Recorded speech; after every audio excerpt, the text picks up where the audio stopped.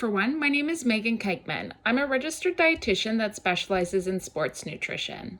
I completed my undergraduate degree at the University of Western Ontario with an honors specialization in nutrition and dietetics. After this, I completed a dietetic internship with the London Health Sciences Centre, which allowed me to obtain my registered dietitian's license. I then worked as a registered dietitian for 3 years in clinical and family healthcare team setting. While I enjoyed this work, I developed a passion for sports nutrition during this time due to my own involvement in competition and long-distance running. This led me to gain specialized training in sports nutrition by completing the International Olympic Committee Diploma in Sports Nutrition, as well as return to school to complete a Master's of Science thesis in September 2019. I officially completed my master's thesis this past August from the University of Guelph and the Human Performance Lab. My research looked at relative energy deficiency in sport, or REDS. REDS is a syndrome of impaired health in athletes that is caused by low energy availability. Low energy availability is when an athlete consumes too few calories relative to the calories expended through exercise. REDS results in various negative health and performance consequences. Some of the negative health and performance outcomes seen in athletes with REDS includes reduced bone health, which can increase the risk of an athlete developing bone stress injuries or even osteoporosis in later years, cardiovascular outcomes such as an increased risk or increased cholesterol levels, reproductive symptoms such as missing or irregular periods in females, or an increased risk of injury or illness, just to name a few.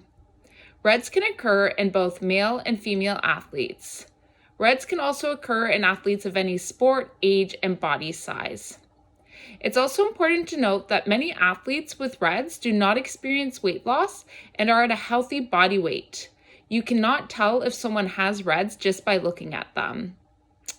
My research looked at what causes REDS. In other words, what causes athletes to undereat. This is important to determine as, in order to effectively treat REDS, we must know what is causing an athlete to undereat in the first place. Some athletes may unintentionally develop REDS as they may be unaware of their calorie needs and fail to eat enough calories. This can occur unintentionally in athletes as hunger doesn't always increase accordingly with increasing amounts of exercise and physical activity. REDS can also occur intentionally in athletes that restrict food intake. This is seen in situations where an athlete is struggling with disordered eating or clinically diagnosable eating disorder. Both these causes of REDS focus on caloric intake, but excessive amounts of exercise could also lead to REDS. This is important to consider as many athletes with disordered eating also struggle with exercise dependence, which is also known as exercise addiction. Those with exercise dependence have an unhealthy obsession with exercise and physical activity. In athletes with disordered eating that are also struggling with exercise dependence, exercise is being specifically used as a means to control weight or burn calories. While many athletes with disordered eating also struggle with exercise dependence, not all athletes with exercise dependence struggle with disordered eating, as exercise dependence can occur in the absence of disordered eating. While disordered eating is known to lead to REDS, there's been little research that has looked at the role of exercise dependence, both with and without disordered eating, in the development of REDS. This is what my research looked at. I set out to determine, can exercise dependence, both with and without disordered eating, lead to the development of REDS? I answered this question by circulating an online survey that included validated questionnaires. This turned out to be a good strategy as we shared this survey on social media platforms during the COVID-19 pandemic when everyone was stuck at home. We had 899 athletes complete the survey from around the world. This included athletes as far away as Australia.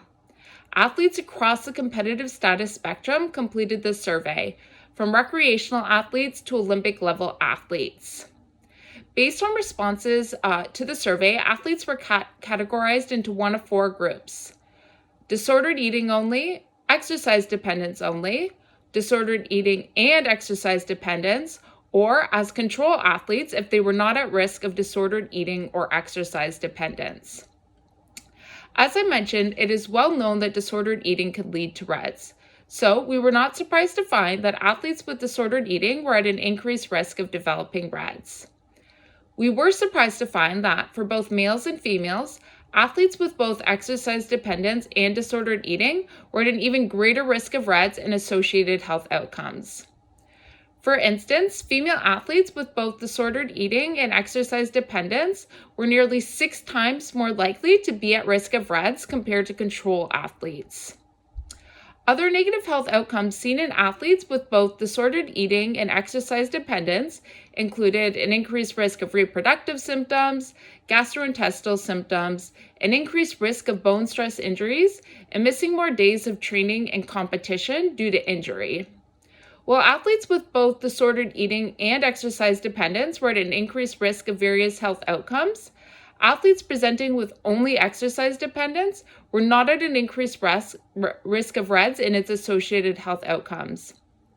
Additionally, there was very few athletes that presented with exercise dependence in the absence of disordered eating.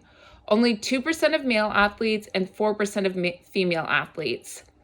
This suggests that exercise dependence and disordered eating are likely to occur together in athletes. We concluded that while exercise dependence can lead to REDS, this likely only occurs when it's secondary to disordered eating, in which case athletes are at the greatest risk of REDS and associated health outcomes. This has important implications for the treatment of REDS and disordered eating, as the treatment of REDS and disordered eating must not only focus on an athlete's caloric intake and diet, but also their relationship with exercise and physical activity. We also examined risks across competitive status spectrum and found that compared to recreational athletes, female international athletes were 46% less likely, male international athletes 66% less likely, and male national athletes 54% less likely to be classified with disordered eating. The lower risk in international athletes may reflect a selection factor, such that the health and performance implications of improper fueling could prevent success to progress at the international level. The increased risk in recreational athletes may be due to differences in motivation for exercise, as initiating training to lose weight is associated with disordered eating, or differences in support systems, such as access to a dietitian, as unsupervised dieting is also associated with an increased risk of eating disorder development.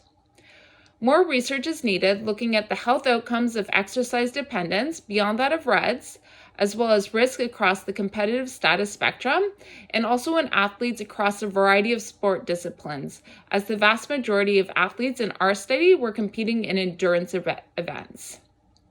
Right now that I'm finished up my master's, I'm continuing to work as a registered dietitian, and I'm specifically helping athletes recover from REDS and disordered eating, as well as continuing to help out with research at the University of Guelph. I'll also be starting my PhD in December, but I'll be starting it overseas in Australia.